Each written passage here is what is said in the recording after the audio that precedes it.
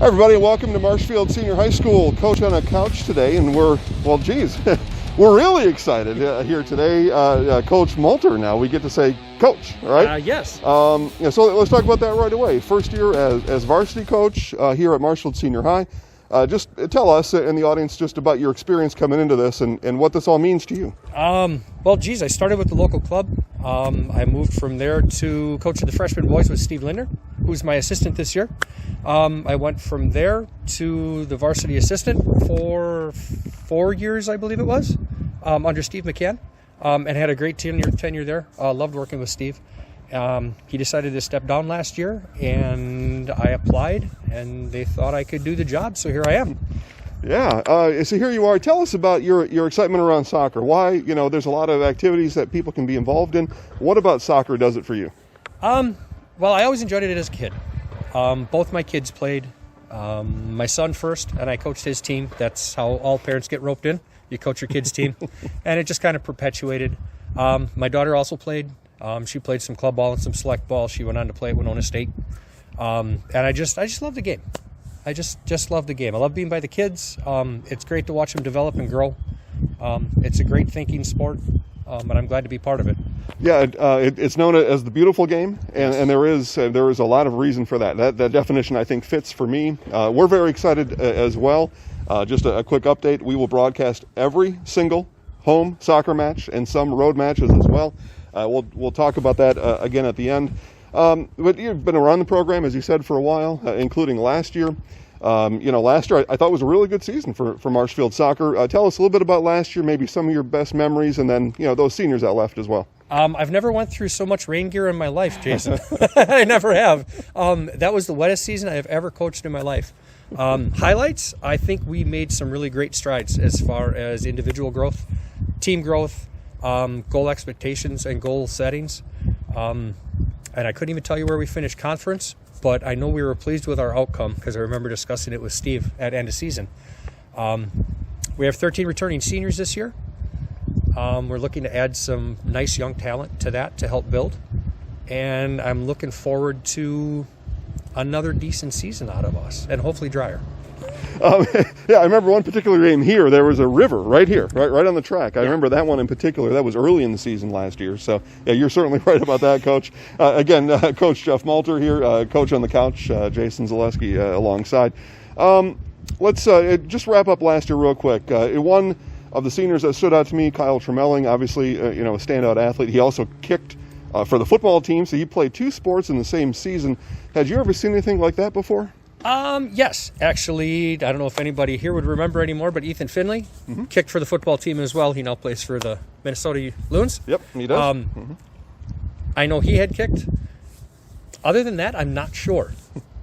Yeah, okay, yeah. Good answer, right? It was fun and fascinating to watch all at the same time. We'll turn our attention now to 2020. That's why we're here, essentially to get a season preview with you. You talked about all those seniors coming back. Does that make it easier with all those seniors, especially first year at the top for you? It makes it a little easier because the boys all know what's expected, and flow of practice is so much easier. I've got 4 captains that are doing a stellar job so far.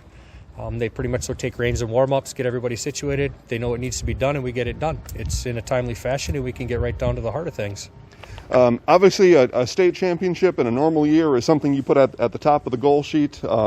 Not sure in this strange year if that's even something worth talking about, but maybe it is. But aside from it, let's just take that out of the picture for this conversation. What are some of the other team goals and your expectations for these boys here this year? I think a conference championship is reasonable. Hard work and, stick-to-itiveness, and the wins will take care of themselves, and we'll end up where we end up. But I firmly believe that we've got a solid chance at a conference championship. First practice was, I don't have my calendar and my sundial here, but first practice was about September 8th. First match is September 25th. That's kind of a long time in practice without actually playing against a different color shirt on the other side. It is. Tell us about that and how you've kind of formatted these practices to fit what's going on here. Well, social distancing is one of our biggest things, so it makes it interesting. When we compete face to face, we don't have to have masks. The kids are welcome to wear them if they choose.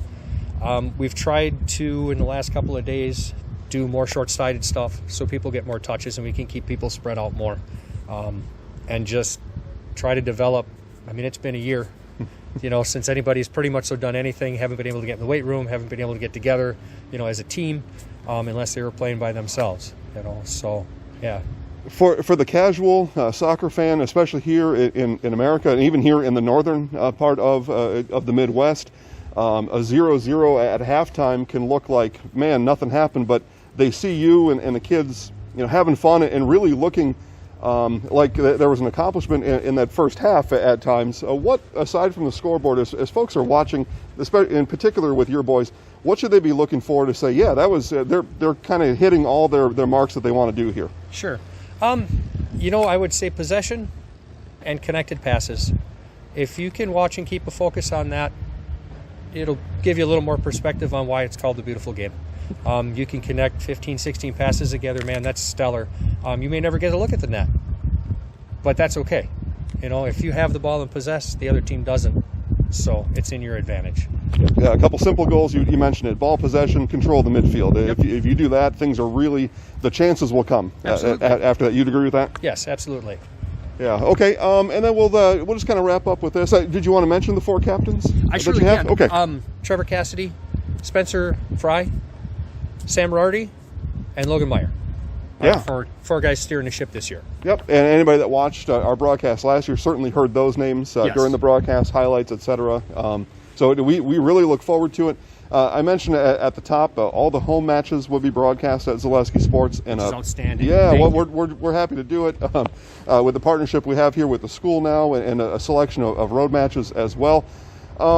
There will be, it seems, no way to avoid it, there will be some attendance limitations. We'll find out what they are probably sometimes on match day. Probably. So aside from, if you're one of the few that get to come in or you get to watch online, how are some of the other ways that people can help support you and these boys, whether it be Booster Club or whatever? How can they still show their support?